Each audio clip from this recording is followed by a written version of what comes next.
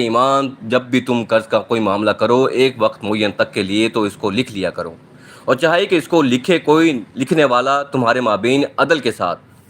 اور جو لکھنا جانتا ہو وہ لکھنے سے انکار نہ کرے جس طرح اللہ نے اس کو سکھایا ہے، پس چاہے کہ وہ لکھ دے، اور املا وہ شخص کرائے جس پر حق آتا ہے، اور وہ اللہ سے ڈرتا ہے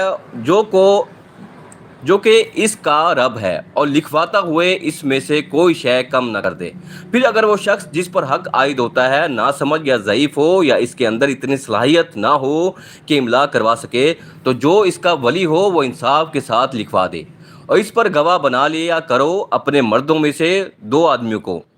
اور پھر اگر 2 مرد دستیاب نہ ہوں تو 1 مرد اور 2 عورتیں ہوں، یہ گواہ تمہارے پسندیدہ لوگوں میں سے ہوں، تاکہ ان میں سے کوئی ایک بھول جائے تو دوسرا یاد کروا دے اور نہ انکار کرے۔ گواہ جب کہ ان کو بلایا جائے، اور تسامیل مت کرو